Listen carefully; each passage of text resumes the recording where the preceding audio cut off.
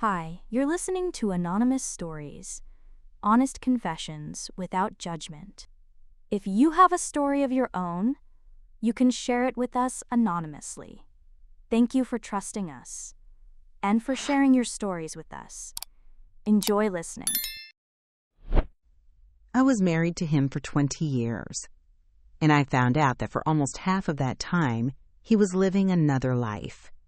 Not an affair, not a mistake, not a weakness. A full second family, one I knew nothing about for 8 years. When we got married, I was 24. I didn't marry out of fear or naivete. I knew what I was doing. I chose him not because I was afraid to be alone, but because he felt reliable, calm, like someone you could build a life with without constant anxiety. We built everything slowly, an apartment, jobs, shared plans. We had children. I disappeared into motherhood the way women do when they truly believe they're doing something meaningful. I didn't sacrifice myself. I invested in our home, in our family, in us. He worked a lot. That never raised suspicion. On the contrary, I was proud. He was the kind of man who provided. I got used to late nights, business trips, phone calls on weekends. I thought it was the price of stability. We didn't have a perfect marriage, but I believed it was honest. We argued rarely. We made up calmly. We weren't passionate, but we were a family. And I always believed family didn't have to burn all the time. It just couldn't go cold. I never checked his phone, never watched, never doubted. After 20 years, cheating felt like something from other people's stories, not ours, not my husband's. He wasn't a charmer. He wasn't a flirt. He was ordinary, and that's why I trusted him. I found out by accident. A woman called me. An unfamiliar number. I almost didn't answer, but something tightened inside my chest, and I picked up. She didn't scream, she didn't accuse, she didn't threaten. She spoke calmly, too calmly. "Are you his name's wife?" I said yes. There was a long pause. "Then you should know, we have a child together, and we live as a family." The words didn't register at first. They didn't form a sentence. I asked her to repeat it. She did, slowly, clearly, without emotion. He had another family, in another part of the city, another woman, another child, another life. 8 years. 8 years he divided his time, money, care, attention between us and them. 8 years he celebrated birthdays there and came home to me. 8 years he told me he was tired when he was going to them. I didn't scream. I sat down. My hands were shaking. I asked one thing. "Are you sure it's him?" She sent a photo. He was holding a child. Happy, real, a version of him I hadn't seen in a long time. When he came home, I didn't make a scene. I just placed the phone in front of him. He understood immediately. He didn't deny it. He didn't defend himself. He looked exhausted, like someone who had lived 2 lives for too long and could finally stop lying. "I didn't want to lose you," he said, "and I didn't want to lose them." That's when I realized I'd spent 20 years with a man who always chose himself. He said he loved us both, in his own way, that it was complicated, that he was confused, that he managed it all. I listened and understood. The worst part wasn't the betrayal. The worst part was the planning. He didn't slip. He built this. I remembered all the moments that once seemed normal, every business trip, every "I'll be late," every evening when he was physically present but absent in his eyes. I realized I lived next to a man I never knew. I didn't leave immediately. I had children, a home, a life. Leaving meant destroying not just a marriage, but an entire reality. I lived in that hell for months, trying to understand who I was now. A wife? An ex-wife? A victim? An accomplice? I felt shame, even though I had done nothing wrong. Shame for not seeing it, for trusting. For my life turning out not to be unique, but divided. Eventually, I left. No screaming. No revenge. Just silence. Time has passed. I'm learning to live alone. Learning not to wait, not to check the clock, not to excuse other people's choices. And sometimes I realize the most painful part isn't losing my husband. It's losing 20 years of a life I believed in, only to learn it was just one half of someone else's story. I didn't leave because I stopped loving her. I left because life felt easier with someone else. That sentence sounds almost harmless. Say it fast enough, without pauses, and it doesn't even feel like betrayal. Just a choice, just exhaustion, just an adult decision. I believed that myself for a long time. We were together for almost 5 years. We met as adults, not teenagers chasing fantasies. We didn't promise forever on the first date. Everything grew slowly, calmly, reliably, the way people like to call mature love. She knew everything about me, not in a romantic way, in a real, everyday way. She knew how I shut down for weeks, how I get irritated over nothing, how deeply I hate my own weakness.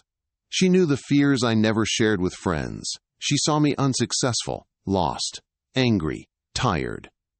And she stayed.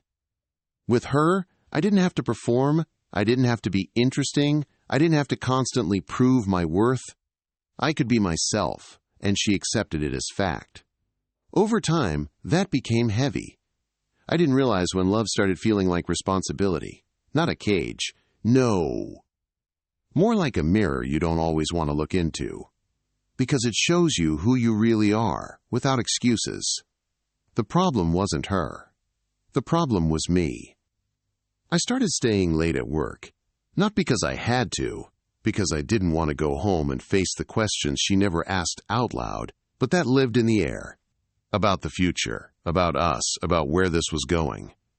And then there was someone else. Another woman. Nothing dramatic, no movie-style affair. She was just there. At work. In conversations after long days. She didn't know the real me, and that was exactly why it felt easy. With her, I was a version of myself that's simpler to love. I didn't talk to her about fears. I didn't share doubts. I didn't admit weaknesses. I joked. I smiled. I was calm, confident, the person I wanted to be. And one day I caught myself thinking that being around someone I owed nothing to felt easier than being with someone who truly knew me. I didn't cheat. Not physically, but emotionally. I had already left. I started comparing without meaning to. There, lightness. Here, depth. There, laughter.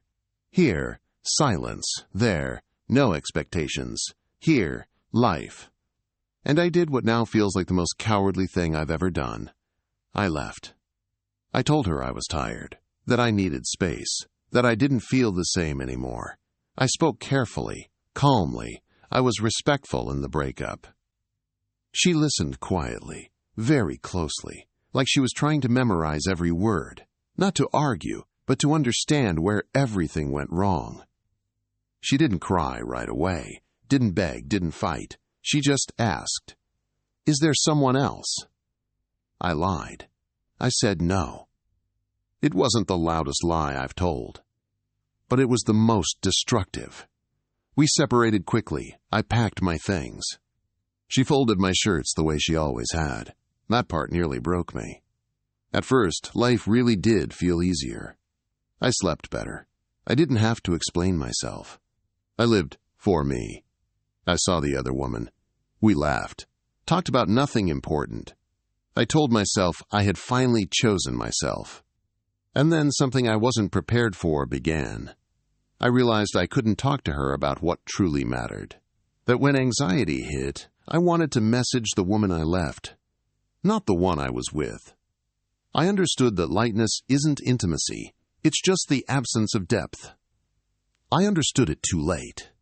She never reached out, never asked, never reminded me she existed, and somehow that silence hurt more than any argument could have. I realized I lost the only person who knew me completely and chose me anyway. Now I live with that understanding. With the knowledge that I didn't leave because it was bad. I left because it was too real. Yesterday I cheated on my girlfriend. I keep repeating it to myself, as if saying it enough times will somehow make it lose its weight. But it doesn't. It only gets heavier. We've been together since we were 16. We're 22 now, half of our conscious lives, side by side.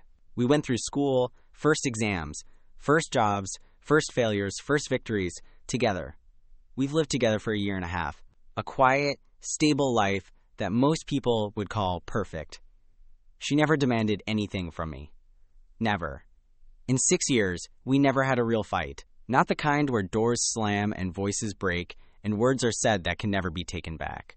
There were small conflicts, every day, human ones, but nothing that couldn't be solved by talking.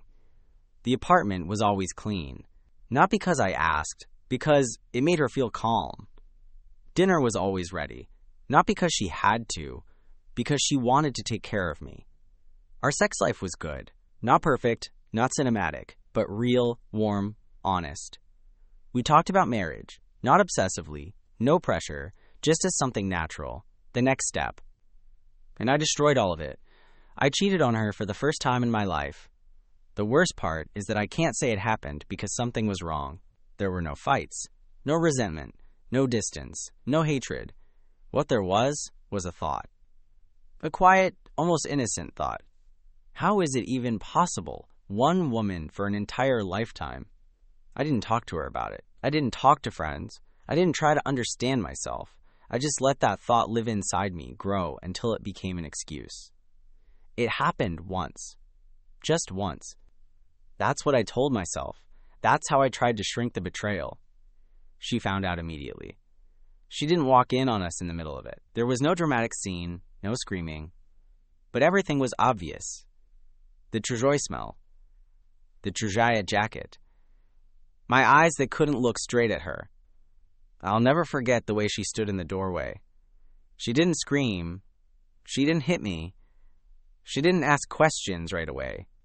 Tears just started rolling down her face. Silently, slowly, as if her body was crying on its own, while she herself had already left the room emotionally. And then she asked, very quietly, very calmly, almost lifeless, what was it that I wasn't enough for? And in that moment, I understood it was over. Not because she would leave, but because I would never be able to answer that question honestly without destroying her completely. What was I supposed to say? That I was bored? That the idea of forever scared me? That I wanted to test myself? That I felt like I was missing out? Any answer would be a sentence. I stood there in silence, and she looked at me like she was trying to find the person she had spent 6 years with, and couldn't. That's when I realized cheating isn't about sex. It's about destroying a shared future. She didn't lose me in that moment. She lost us. I don't know what happens next. I don't know if she'll leave. I don't know if she'll forgive me. I only know one thing. Even if she stays, the life we had no longer exists. And every time I close my eyes, I hear that question again. What was it that I wasn't enough for? I didn't find out about the affair while it was happening, and not even right after. I found out when it was already too late to just leave and slam the door. When we had plans. A shared apartment. Shared routines. A shared future I believed was safe. We were together for 8 years. We met when I was 23. I was grown, independent, confident. I wasn't looking for someone to save me. I wasn't desperate to be with someone. I wanted partnership, and I thought I had found it. He was calm, reliable, not the kind of man who talks beautifully, the kind who shows up. He didn't promise the stars, but he was always there. He knew how to listen. He knew how to be silent with me. I thought this was what real love looked like. Without chaos, without drama, without pain. We didn't live on passion. We lived life. Moving apartments, renovations, work, weekends together, family dinners, vacation plans. Slowly, step by step, we built something shared. And it felt so stable that I stopped doubting. I trusted him completely. Without hesitation. Without checking. Without fear. I never checked his phone. The thought never crossed my mind. I didn't ask unnecessary questions. I wasn't jealous. I didn't watch him. I believed that if someone comes home to you every day, looks you in the eyes, shares a life, They are yours. I was wrong. I found out by accident.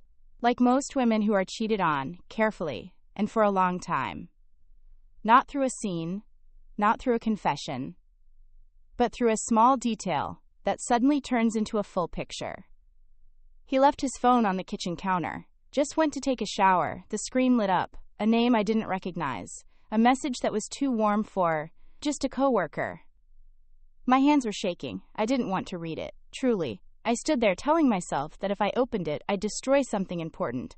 That if I didn't look, we could keep living. But I looked. I won't describe the messages, not because they were especially graphic, but because the most terrifying part wasn't the words. It was the tone, the familiarity, the ease with which he wrote, "I miss you," like it was part of his everyday life. He had been cheating on me for over 2 years.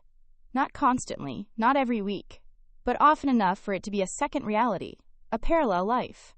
Without me, without responsibility, without should. I sat on the kitchen floor, right there. My body felt disconnected. I didn't cry. I just stared. When he came out of the bathroom, I asked calmly, "How long?" He knew immediately, from my voice, from the way I didn't look at him. He didn't deny it, he didn't lie, and somehow, that was the worst part. "It didn't mean anything," he said. "I always chose you."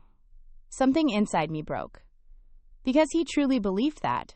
He honestly thought you could betray someone and still choose them. That you could lie and still be a good partner. That you could live 2 lives and not consider it a crime. I asked, "Why?" He was silent for a long time. Then he said, "I didn't want to lose you, and I didn't want to give up myself." That's when I realized everything I believed in was an illusion. I thought we were building a life together. He was just living in a way that felt comfortable for him. I didn't leave immediately. And yes, I know how that sounds. But when you share a life, leaving isn't a step. It's a cliff. We talked. A lot. Painfully. He cried. He begged. He promised it was over, that it was a mistake, that he'd do anything. I looked at him and understood. Even if he never cheated again, I would never be the same. I started doubting myself, my body, my worth, my past. I replayed years in my head asking, where exactly was I not enough? The worst part isn't the affair itself. The worst part is realizing you lived in a version of reality someone else created for you. I left months later. Quietly, without drama. I packed my things and left because I couldn't breathe in a home built on lies. Time passed. People say I'm strong, that I handled it, that it's for the best. But some things don't heal.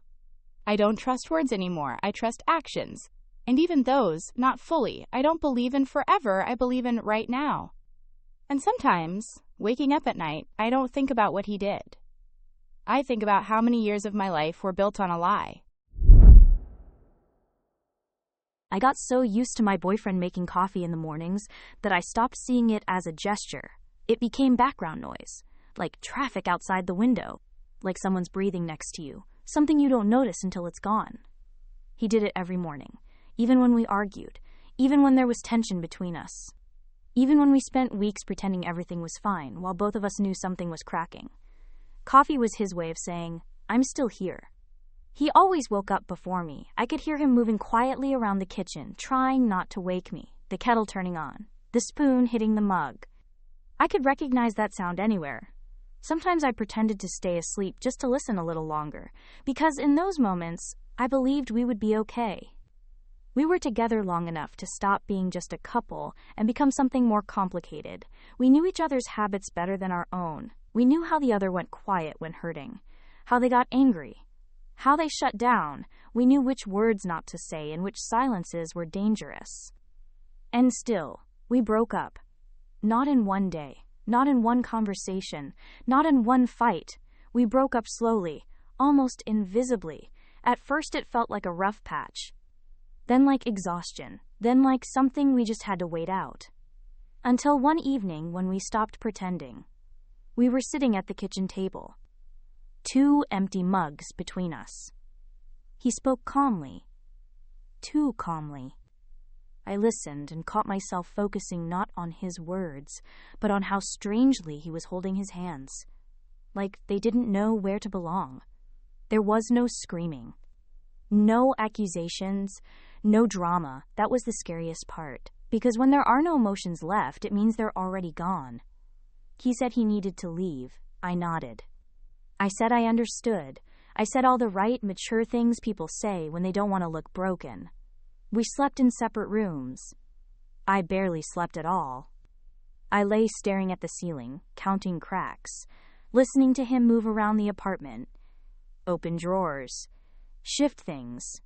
I thought if I fell asleep, I'd wake up in a different life, and I wasn't ready. I woke up to the smell of coffee. It happened automatically. I didn't even open my eyes right away. I just inhaled, and my heart clenched like someone had dragged me backward. The smell was so familiar, so ours, that for a second I thought everything else had been a dream. The conversation. The pain. I jumped out of bed and ran toward the kitchen barefoot, without thinking, without questioning reality. And that's when I heard the front door slam. The sound was loud, final, the kind of sound after which people don't come back for forgotten keys. I stopped in the hallway, stood there for a few seconds, unable to move forward or back. It felt like if I didn't go into the kitchen, this could still be undone, like reality hadn't locked into place yet. But it already had. There was a mug of coffee on the table. Mine, the one with the small crack on the side. He always used it for me. Said it made the coffee taste better. The coffee was still hot. Next to the mug was a note, small, folded in half. A piece of paper torn from the notepad we kept on the fridge for grocery lists. I recognized his handwriting instantly. Neat. Controlled. The way he wrote when he was trying to stay composed. I unfolded the note. One last coffee from me. Now we're really done. I read it several times, not because I didn't understand it, but because my brain refused to accept that this was the end, not the conversation, not the night, not the silence, but the coffee.